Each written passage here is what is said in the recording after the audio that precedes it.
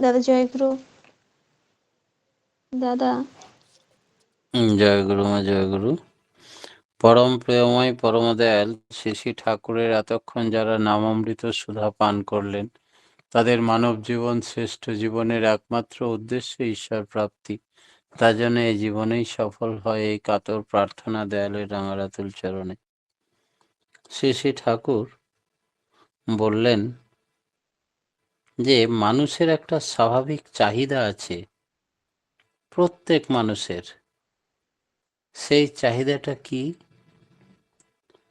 আমাদের প্রত্যেকের চাহিদা হচ্ছে আনন্দে মগ্ন থাকা। আমরা আনন্দ চাই, আর আনন্দ চাইতে গেলে সচ্চিদ আনন্দময়কে মনে রাখতে হবে, মাথায় রাখতে হবে, অন্তরে রাখতে হবে, ধ্যানে রাখতে হবে, কর্মে রাখতে হবে, তবেই আনন্দময় থাকা যাবে। আনন্দ চাই অথচ নিরানন্দের কাজে মগ্ন থাকি, তবে কি আনন্দ পাওয়া যাবে?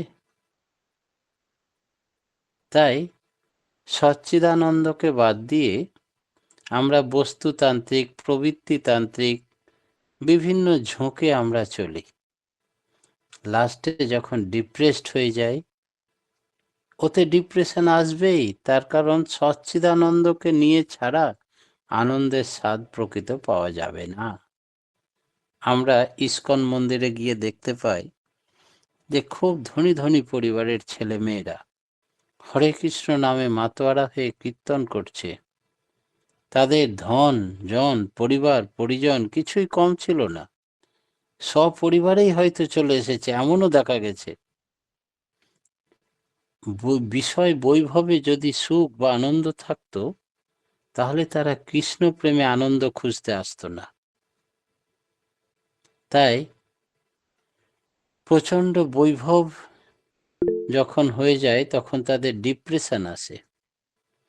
সেই রকম মানুষ যখন ভোগ সুখে লিপ্ত হয়, প্রবৃত্তির চক্রে পড়ে যখন চরম ভোগে লিপ্ত হয়, তখনই ডিপ্রেশন আসে। একমাত্র সচ্চিদ আনন্দময়কে নিয়ে মত্ত থাকলে আর ডিপ্রেশন আসে না, সদা আনন্দময় হয়ে থাকা যায়। আর আনন্দ আমাদের আদিম চাহিদা, সত্তার চাহিদা, প্রত্যেক মানুষ সমাজের চাহিদা। তাই আনন্দে যদি মগ্ন থাকতে চাও, আনন্দময়কে নিয়ে থাকো, মগ্ন থাকো। আনন্দের মধ্যে কি আছে? নিষ্ঠা, আনুগত্য, কৃতি সম্বেগ, এই তিনটে জিনিস কম্পালসারি। এই তিনটে একমুখী হলে তবেই সেতারের বাজনার মতো ঠিক টিউনিং হয়ে বাজতে থাকে মধুর সুরে। তখন মানুষ আনন্দে ভরপুর হয়ে ওঠে। তাহলে এই পরম প্রেমময়ের প্রতি কেমন থাকতে হবে? নিষ্ঠা, অচ্যুত নিষ্ঠা থাকতে হবে। কখনো কম, কখনো বেশি, কখনো ডিপ্রেশন, কখনো সাপ্রেশন, ওই রকম নয়। একেবারে তাকে নিয়ে মগ্ন, অচ্যুতভাবে কন্টিনিউ। আর কি থাকতে হবে? আনুগত্য। তিনি যা চান আমি তাই চাই, তোমার ইচ্ছাই পূর্ণ হোক ঠাকুর। আমার আবার ইচ্ছাকে জোর করে তোমার উপরে চাপিয়ে দেব না। তুমি যা ভালো মনে করো, তুমি তাই করো দয়াল, আমি তাতেই খুশি। আমার আলাদা করে কিছু চাওয়া পাওয়া নেই। এই আনুগত্য ভাব থাকতে হবে। আর কৃতি সম্বেগ। তাই আমাদের প্রত্যেকটা তার আদেশ নির্দেশ পরিপালনের জন্য কৃতি সম্বেগ নিয়ে ঝাঁপিয়ে পড়তে হবে, তার ইচ্ছা পরিপূরণের জন্য। এই তিনটি যখনই থাকবে, তখন আমার সুখ শান্তি আনন্দ ভরপুর হয়ে বিরাজ করবে আমার মাঝে। তখনই সে সুখী ব্যক্তি পৃথিবীতে সবচেয়ে বেশি। এই তিনটিকে একমুখী অর্থাৎ ঈশ্বরের কাজে লাগাতে হবে, তাহলেই সেতারের বাজনা মধুর হবে। মানুষ আনন্দে ভরপুর হয়ে ওঠে তখনই। আর আনন্দ কথাটার মধ্যে রয়েছে নন্দ। এই নন্দ ধাতু, নন্দর মধ্যে আছে কম্পন, স্পন্দন, টু অ্যান্ড ফ্রো মোশন, দোলায়মান গতি, যেটা আমাদের বীজের মধ্যে, নামের মধ্যে আছে। তাই নাম করলে এই মোশন আসে, আর এই নাম করলে আনন্দ লাভ হয়। এই নাম যখন নিষ্ঠা, আনুগত্য, কৃতি সম্বেগ নিয়ে গভীরে প্রবেশ করে যোগযুক্ত হওয়া যায় পরমাত্মার সঙ্গে, তখন তার আনন্দের আর খাঁকতি হয় না কখনো। অচ্যুত আনন্দে বিভোর হয়ে থাকে মানুষ। পৃথিবীর সমস্ত সুখ দুঃখ, অভাব দুর্দশা অনটন যাই থাক না কেন, রোগ শোক, সবকে ছাপিয়ে তাকে পরমানন্দের রাজ্যে নিয়ে যায়। এই হচ্ছে সশরীরে স্বর্গবাস। ঠাকুর রামকৃষ্ণদেব কিরকম জানেন? একটা উদাহরণ, ঠাকুর রামকৃষ্ণদেবের ক্যান্সার রোগে আক্রান্ত হয়েছিলেন তিনি, আমরা সকলেই জানি। সেই অবস্থায় তাকে দর্শন করতে আসছেন এক সাধু।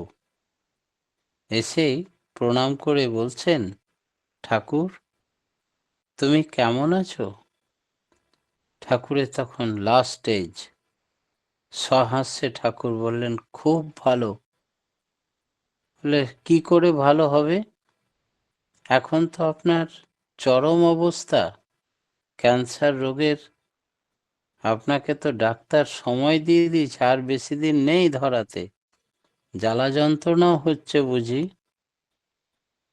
তখন ঠাকুর বললেন, পরম পিতার নাম করতে করতে, তাঁর চিন্তায় বিভোর হয়ে থেকে আমি তাকে নিয়ে বেশ আনন্দে আছি। আর যদি বলো আমার শরীরের অবস্থা, সেটা বিধির বিধান মতো যেটুকু ক্ষত হয়েছে সেটাও বেশ আছে। তার মতো করে আমার শরীর আছে, আর শরীরের মতো শরীর আছে। আর আমার মন কিন্তু কিছুতেই ক্ষতবিক্ষত হয়নি, সে পরমানন্দে বাস করছে তাকে নিয়ে।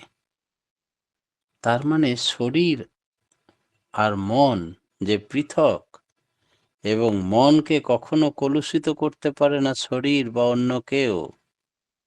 মনকে ত্রাণ করে যা, তার নাম মন্তর।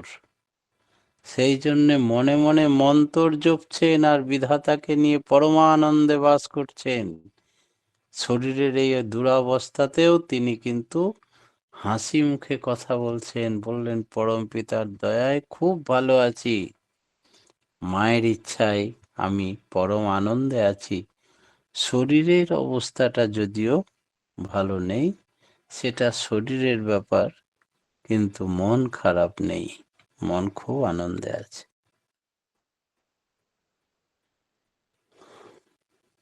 তাই আমাদের জীবনে নাম করতে করতে কি হয়? দোলায়মান একটা গতি হয়, যেটা ঢেউয়ের মতো। টু অ্যান্ড ফ্রো মোশন বলে তাকেই। সে ঢেউ যদি না থাকতো, তাহলে মানুষ অজ্ঞানেই পতিত হয়ে থাকতো। এই ঢেউটা কি? ঢেউটা হচ্ছে এক্সপানশন, কন্ট্রাকশন আর স্ট্যাগনেশন।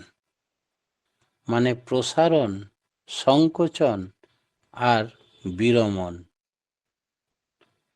এই তিনটি গতি। টু অ্যান্ড ফ্রো মোশন, দোলায়মান গতি।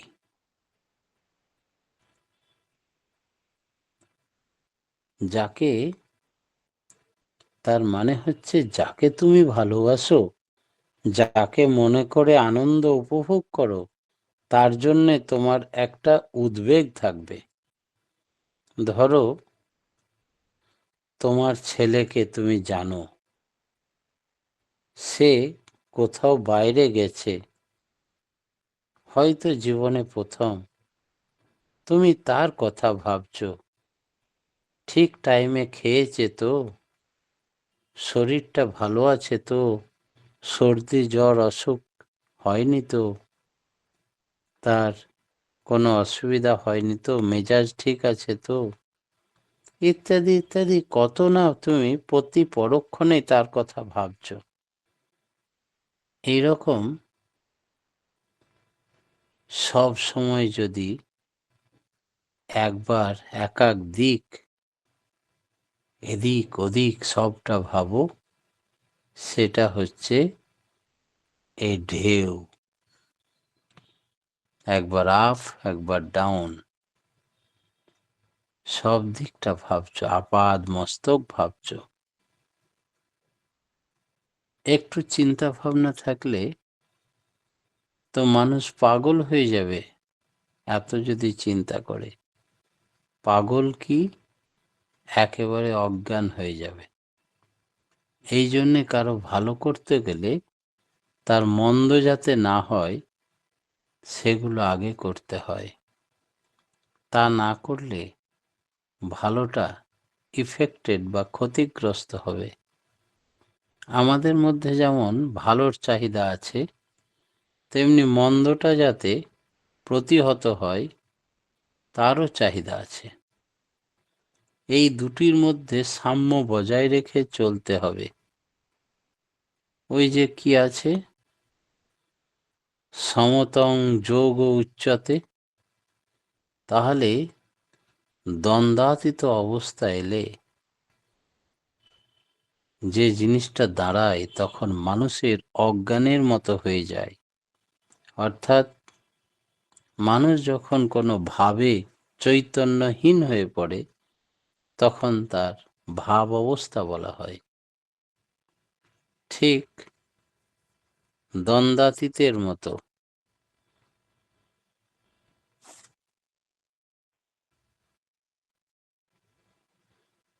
কিন্তু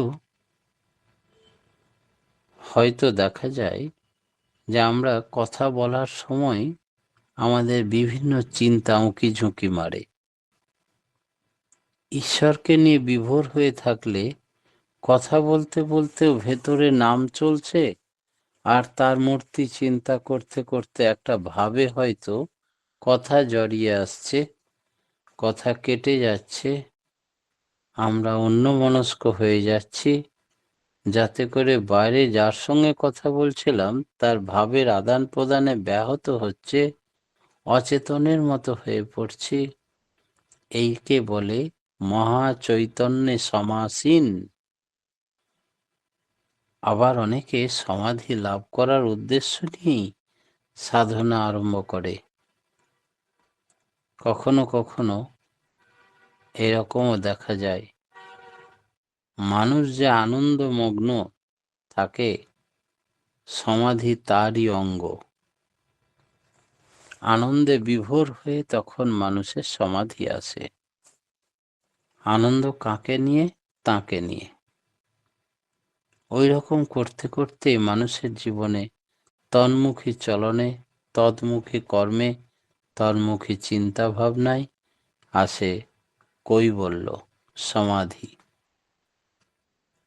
আর এটা নিষ্পাদন করার জন্য আমাদের চেষ্টা থাকতে হবে, যেন গানের মধ্যে চলনে স্মরণে এই সম্পর্ক বা ছেদ না হয়।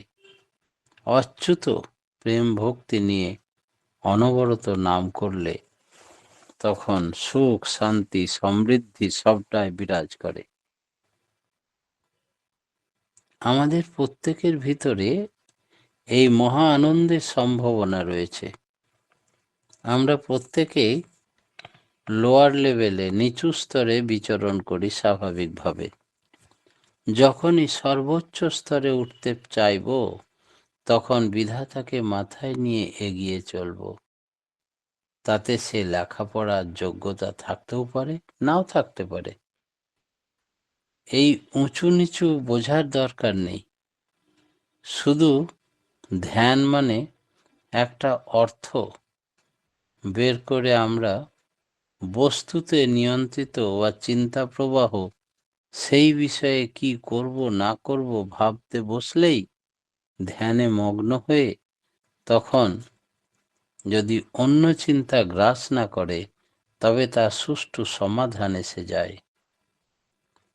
তাই কৃতি সম্বেগ, আনুগত্য এই জিনিসগুলো ধ্যানের ক্ষেত্রে অপরিহার্য। তাই ইষ্টের প্রতি টানের জন্য ব্যক্তিগত শান্তি লাভের দরকার আছে। ইষ্ট এবং ইষ্টস্বার্থ যখন মানুষ তীক্ষ্ণ হয় তখন তার ব্যক্তিত্বটাও পরিবর্তিত হয়। তখন দেখা যাবে যে একটি মানুষের জীবনে সক্রিয় হয়ে ওঠা, তার তীব্রভাবে আগ্রহ বেড়ে যাওয়া, আর এর যখন অন্তরায় হয় অর্থাৎ ঈশ্বরের প্রতি আগ্রহ বা ইন্টারেস্ট বাড়ছে না, তখন তার ধ্যান হচ্ছে না, সে ভোঁতা হয়ে পড়ে। মানুষ যতই ধ্যানে মগ্ন হবে ইন্টারেস্টের সঙ্গে, তখন তার ক্লান্তি বোধ থাকবে না, তখন সে অন্য কোনো ঈশ্বর দেবতার মধ্যে পার্থক্য তার নজরে থাকবে না। শান্তি আমরা তাকেই বলি যে অন্তঃসার শূন্য হয়ে সমস্ত ব্যথা নিরাময় করে শুধু পরমপিতাকে ডেকেই মানসিকভাবে চরম শান্তি উপভোগ করবে। তাতে সকলেরই ভালো হবে, সংসারের, পরিবারের, পরিজনের, প্রত্যেকের। এই সবাই সুখে শান্তিতে আনন্দে বিরাজ করবে। এই হচ্ছে ঈশ্বরত্বের ছোঁয়ার লক্ষণ। মনটা যদি অশান্ত থাকে তবে আত্মীয় স্বজন সম্বন্ধে অশান্তি ভাব মনে জাগে। শান্তি কথাটা এসছে সম ধাতু থেকে, মানে উপরতি, বিরাম। ঠাকুর বলছেন আমি বুঝি শান্তি মানে উপরতি বা বিরাম নয়। মনের যখন একটা ইকুইলিব্রিয়াম অর্থাৎ সমতা বা সাম্য অবস্থা আসে তখনই হয় শান্তি। পঞ্চদেবতাকে ভাত দেওয়ার অর্থ কি? শ্রী ঠাকুর বললেন আমরা যে ভাত খাওয়ার আগে নাগ, কর্ম, কৃকর, দেবদত্ত, ধনঞ্জয় এই পঞ্চদেবতাকে দিই, এর সিগনেচার, এর সিগনিফিকেন্সের তাৎপর্য কি? শ্রী ঠাকুর বললেন পঞ্চবায়ুর ব্যাপারেও এরকম আছে। এই কথাগুলো কোনো ব্যক্তি ডিকশনারি দেখে বললেন পঞ্চদেবতা আর পঞ্চবায়ু এরকম আছে। নাগ উৎকিরণকর বায়ু বিশেষ ন অগ, অগ ধাতু বক্রগতি, কূর্ম হল বাহ্য বায়ু বিশেষ ক্রি ধাতু মানে শব্দ, আর উর্মি মানে বেগ, কৃকর হজমে সহায়কারী বায়ু, দেবদত্ত জীবনকর বায়ু বিশেষ, আর ধনঞ্জয় পোষণকর বায়ু। আর প্রাণ, পঞ্চপ্রাণের প্রথমে হলো প্রাণ মানে শ্বাস প্রশ্বাসের গ্রহণ, তারপর অপান মানে গুহ্য বা অধবায়ু, সমান মানে নারী দেহস্থ বায়ু বিশেষ, উদান হলো ঊর্ধ্বগমনশীল কণ্ঠস্থ উৎক্রমণ বায়ু, সর্বশেষ হলো ব্যান, ব্যান মানে সর্বশরীর প্রাণধারণ সাধন বায়ু। সবটুকু শোনার পর শ্রী ঠাকুর বললেন, খেতে বসে আমরা সবাই ওইগুলি বুঝে ঠিক মতো উচ্চারণ করব, উইথ দেয়ার ফাংশনাল অ্যাট্রিবিউটস, তাদের ক্রিয়াশীল গুণ ও বৈশিষ্ট্য সহ। এইভাবে চিন্তা না করে কেবল উচ্চারণ করে গেলে তাতে কোনো লাভ হবে না। পরম প্রেমময় শ্রী ঠাকুরের রাঙারাতুল চরণে আজকের মতো আমার ক্ষুদ্র বক্তব্য এখানে শেষ করলাম। জয় গুরু। জয় গুরু দাদা। আজকে আমরা দাদার কাছ থেকে খুব সুন্দর আলোচনা শুনলাম যে আনন্দমগ্ন থাকাই প্রত্যেক মানুষের চাহিদা। সৎচিৎ আনন্দময় কে নিয়ে আমরা আনন্দে থাকতে পারি। তাকে ছাড়া প্রবৃত্তির চলনে চললে ডিপ্রেশন আসে। সত্তার চাহিদা আনন্দ, তার প্রতি নিষ্ঠা আনুগত্য কৃতি সম্বেক থাকলে আনন্দে থাকতে পারবো। অচ্যুত অনুরাগ নিয়ে তাকে ভালোবাসতে হবে, তার কর্ম করতে হবে। মনকে কখনো শরীর দুষ্ট করতে পারে না।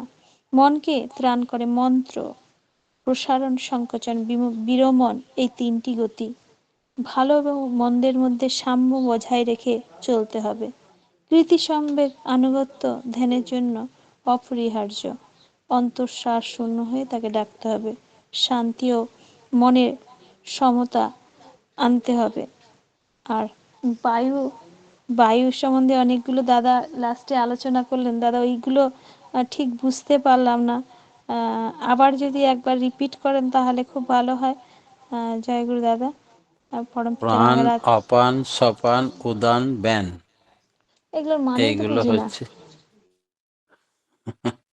ওগুলো অত সহজে বোঝানো যাবে না। আচ্ছা, পরে আর একদিন বলবো। জয়গুরু দাদা। দাদা খুব সুন্দরভাবে বললেন। আসলে এতটা বুদ্ধি হয়নি দাদা। জয়গুরু। পরমপিতা রাঙারাতুল চরণে আপনার সার্বিক মঙ্গল প্রার্থনা করি। আপনি এবং আপনার পরিবার পারিপার্শ্বিকের সবার নিরোগ স্থচ্ছল সুদীর্ঘ জীবন কামনা করি। পরমপিতা রাঙারাতুল চরণে আপনারা সুখে শান্তিতে আনন্দে ভরপুর হয়ে থাকুন ইষ্টকে নিয়ে, এই প্রার্থনা করি দয়ালে রাঙারাতুল চরণে। জয়গুরু দাদা। খুব সুন্দর আলোচনা করছেন। আমাদের সত্তার জাগরণ ঘটানোর জন্য এই প্রয়াস, তা যেন নিরন্তর চলে এবং আপনি চালিয়ে যেতে পারেন, এই কামনা করি দয়ালে রাঙারাতুল চরণে। জয় গুরু। ভালো থাকুন দাদা। এখন আমাদের প্রথমে, আচ্ছা, রূপা রূপা চক্রবর্তী মা, আপনি কি এসছেন, জয়েন করেছেন? হ্যাঁ মা, আছি। আপনি আপনার স্বরচিত কবিতা প্রথমে